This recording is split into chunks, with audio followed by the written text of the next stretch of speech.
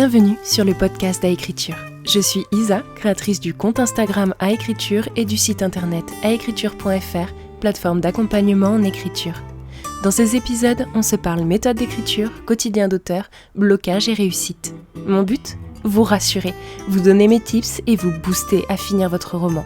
Alors, si comme moi, vous êtes passionné d'écriture, installez-vous et on est parti. Hello ! Bienvenue dans ce 42e épisode. J'espère que vous êtes en forme, que l'arrivée des beaux jours vous ont fait du bien. Personnellement, moi, ça m'a permis de reprendre mes marches quotidiennes, donc j'ai l'esprit un petit peu moins enfermé et c'est pas plus mal. Alors, pour commencer à parler de notre sujet du jour, j'ai une petite question pour vous. Vous êtes-vous déjà demandé si ce qui vous retenait d'écrire librement, finalement, ce n'était pas une question d'inspiration, de créativité, mais plutôt votre peur d'être jugé. Parce que la question du regard des autres en écriture, elle est ultra centrale. Comme c'est souvent quelque chose que l'on fait seul dans notre bureau, sur notre canapé ou bien blotti au fond de notre lit, on pourrait croire que ce n'est pas un acte d'exposition. Mais comme on rêve aussi de publication et de best-seller, cette exposition, elle est bien réelle et elle a de quoi vous retourner le cerveau. Qu'est-ce qui, au fond, est plus intime que l'alignement de nos pensées et de notre imaginaire sur une feuille de papier ? Même l'intimité physique n'offre pas cette vue plongeante sur la couleur et la forme de notre âme. Et l'être humain étant ce qu'il est, un animal social dont l'acceptation par le groupe a garanti la survie durant des millénaires, cette mise en valeur de notre moi profond nous angoisse. Et c'est bien normal. Mais alors, que redoute-t-on vraiment lorsque l'on pense à cet autre ? La réponse est plurielle, multidimensionnelle et dépend de chacun d'entre nous. Mais j'imagine que vous devez, pour la majorité d'entre vous, ressentir l'appréhension d'un échec public, la peur du rejet, l'angoisse d'être ridicule, moqué ou encore d'être considéré comme illégitime. Ce sont des peurs bien naturelles qui, malheureusement, ont un pouvoir énorme sur notre capacité à nous dépasser et parfois même à faire ce qui est bon pour nous. Surtout que ces peurs ne sont basées souvent que sur des chimères. On imagine le moule dans lequel on pense devoir rentrer pour plaire. On veut correspondre à la projection de l'auteur de talent que l'on s'est inventé. On veut à tout prix éviter la critique en s'enfermant dans un perfectionnisme maladif qui ne fera au final qu'alourdir notre texte. Mais pourquoi ? Tout simplement car on a tous connu l'échec au moins une fois. On a tous déjà affronté un regard méprisant ou un rejet. On a tous déjà lu des critiques injustes qui nous ont marqués. On a tous un petit événement traumatique insignifiant en apparence qui hante encore nos pensées les plus sombres et qui alimente nos blocages pour se livrer pleinement. C'est le moment story time de cet épisode et attention, c'est du lourd.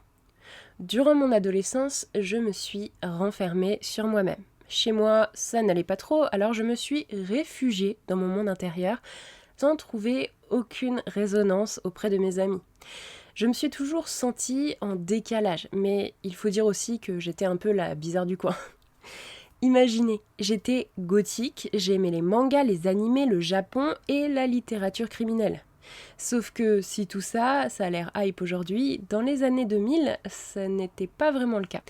Oui, je suis vieille, j'ai passé mon bac en 2009, donc on se parle réellement d'un temps que les moins de 20 ans ne peuvent pas connaître. Bref, j'étais la zinzin d'Arcos de la cour du collège, j'avais des copains et même des amis que j'ai conservés jusqu'à aujourd'hui, mais j'étais loin d'être un rayon de soleil.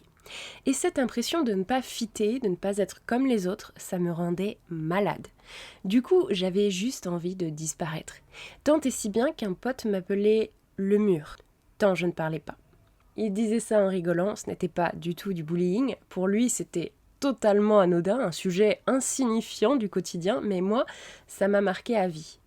Et si je lui en reparlais aujourd'hui, il ne s'en souviendrait sûrement pas, et heureusement pour lui. Je n'ai aucune amertume en parlant, mais ce surnom, mixé à mon ressenti profond de ne pas être à la hauteur, de ne pas être cette fille solaire, remplie d'énergie et qui a une super répartie en toutes circonstances, qui est drôle, il a infusé dans mon esprit d'adulte et infuse encore aujourd'hui.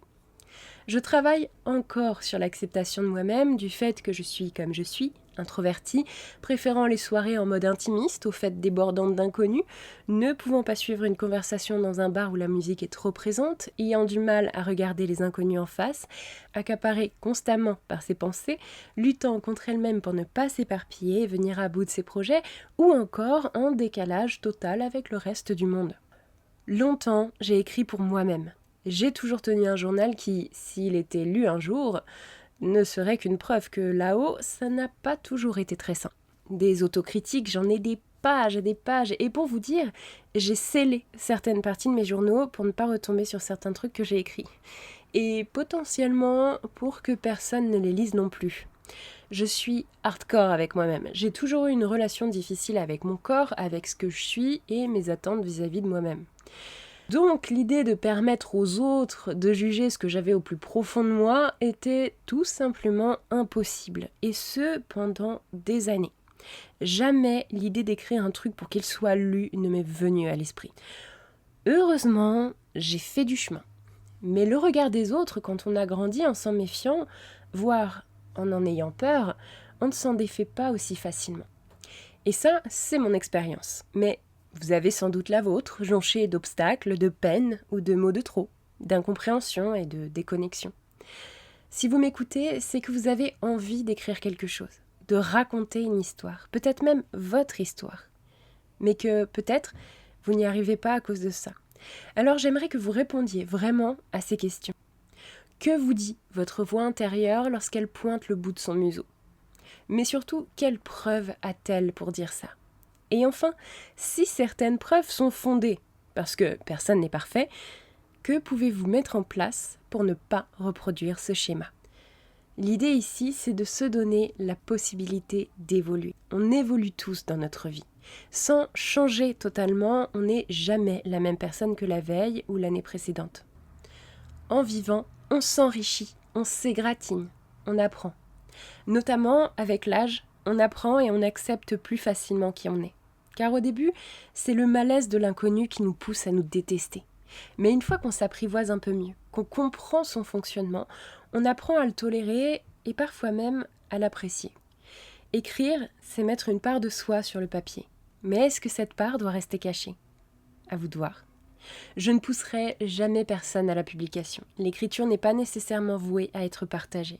Mais on ne va pas se mentir. En commençant un roman, vous avez pensé, même rêvé, de publication, de toucher votre livre physique, de suivre vos mots sur le papier, de voir le titre de votre roman trôner sur l'étagère d'un libraire. Vous l'avez, ce rêve, n'est-ce pas ? Eh bien, ce rêve, il mérite que vous assumiez qui vous êtes. Votre roman, c'est une partie de vous qui n'existe pour le moment qu'en vous. Ce sont vos émotions, votre vision du monde qui l'alimente, qui lui donne vie. C'est votre étincelle qui pourrait rallumer le brasier d'un cœur éteint. Le cœur d'un autre, un cœur comme celui de l'adolescente que j'ai été, qui a survécu grâce aux histoires lues et aux personnages rencontrés. Si mes romans peuvent enjoliver le quotidien de quelqu'un d'autre, lui permettre de tenir face à l'adversité, d'apprendre à se frayer son chemin dans le monde impitoyable du réel, j'aurais trouvé la raison de ma présence sur cette terre. Mais je sais que cela ne sera pas possible si je ne me donne pas à fond, si je n'assume pas la profonde part de moi qui est à l'origine de ma créativité. Cette part, c'est ma sensibilité, celle qu'on a reproché d'être exacerbée, qu'on m'a longtemps muselée, qui était toujours trop ou pas assez. J'avais intégré qu'il fallait être comme ci ou comme ça, j'ai pris les critiques pour des vérités et j'ai tenté de me conformer, alors que les autres s'octroyaient le droit d'enfreindre les règles qu'eux-mêmes m'imposaient. Et sincèrement, cela ne m'a rien apporté. Ce qui m'a permis de grandir, de vivre mieux avec moi-même, de m'accepter, c'est d'écrire, de me libérer et surtout de libérer qui je suis en assumant mon monde intérieur et en projetant de le partager. Ce n'est pas toujours simple et j'aimerais réussir à publier, non pas pour la légitimité, même si ça ne ferait pas de mal non plus, mais parce que j'aurais accompli un rêve que j'ai depuis toute petite, mais que j'avais remisé par faute d'y croire. En assumant ce rêve, j'ai compris que je n'y arriverais pas si je continuais à avoir peur de montrer qui j'étais. Parce que la seule façon de toucher quelqu'un, profondément et aussi intensément que comme moi j'ai été touchée, c'est d'être vrai, d'être aligné avec ce que je suis et ce que je veux délivrer, d'accepter d'être lu pour ce que je suis. En gros, assumer son écriture, c'est s'assumer soi-même. Et c'est libérateur. Vous savez, la légitimité, elle vient en écrivant, pas en attendant l'approbation extérieure. Et si cette approbation, elle est toujours positive pour notre besoin primitif d'acceptation par le groupe, elle commence toujours par l'acceptation de se montrer soi.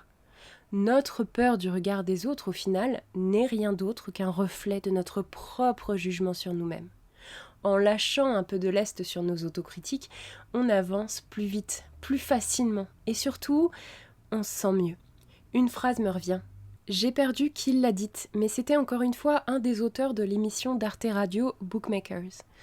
C'est par l'intime qu'on touche l'universel. C'est une paraphrase, mais l'idée est là. Oser être totalement soi-même dans son écriture, oser assumer nos idées et notre créativité débridée nous permet de toucher plus profondément le lecteur. Car on n'est jamais seul à ressentir ce que l'on ressent. Les raisons ne sont peut-être pas les mêmes, mais les émotions sont partagées par tous. L'humain a déjà ressenti toutes les émotions existantes. Personne n'a le monopole de la douleur, de la colère ou de l'indignation. On les ressent tous à notre échelle, à notre manière, selon notre vie. Même lorsqu'on se croit seul, quelqu'un peut s'identifier. Mais ce n'est possible que si on s'affranchit de la peur du jugement. Pour du positif et du négatif, nos mots seront interprétés selon les biais cognitifs du lecteur, et cela pourra l'aider, le bousculer, le dérouter ou le faire rêver. Alors pourquoi s'en priver ? Alors la prochaine fois que vous doutez, que vous vous dites « et si c'était ridicule ? Et si c'était nul ?» Posez-vous plutôt la question. Et si mon texte était exactement ce que quelqu'un, quelque part, avait besoin de lire ? Dites-vous qu'écrire, c'est comme apprendre à nager. On ne peut pas y arriver si on ne plonge jamais. Pour vous aider, voici 3 petits exercices pour faciliter votre rapport à l'écriture et au regard des autres. Exercice 1. Écrivez une page que vous n'oserez jamais montrer, juste pour vous. Deuxième exercice, lisez un de vos textes à voix haute, rien que pour vous, pour apprivoiser votre propre regard. Ne changez rien, lisez simplement et appréciez votre écriture. Exercice 3. Partagez un texte court avec une personne de confiance, sans chercher de validation, juste pour le faire. Et acceptez d'en discuter avec elle. Alors, prêt à passer le cap ? Prenez donc un cahier et indiquez quel serait le premier petit pas que vous pourriez faire aujourd'hui pour assumer votre écriture. N'oubliez pas, vous n'avez pas besoin d'être parfait pour écrire et partager, juste d'être vous. Voilà, c'est tout pour moi. Je profite de la fin de cet épisode pour vous rappeler que si vous vous sentez bloqué dans votre écriture, que vous portez en vous une histoire, mais que vous n'arrivez pas à sauter le pas ou que vous échouez à atteindre le bout de votre roman, nous pouvons discuter de votre situation durant un bilan d'écriture d'1 heure. Cet entretien est totalement gratuit et ne vous engage à rien, si ce n'est à faire le point et voir si et comment vous pourriez être aidé. Si vous êtes toujours avec moi, je vous remercie de m'avoir écouté. J'espère que cet épisode vous aura apporté un peu de confiance en vous. Comme toujours, je vous invite à vous abonner si ce n'est pas déjà fait et à laisser une note sur votre application d'écoute préférée. C'est important pour faire connaître le podcast. Sur ce, on se retrouve mercredi pour un prochain épisode. D'ici là, je vous souhaite une agréable semaine. C'était Isa d'Aécriture. Amour sur vous et écrivez bien.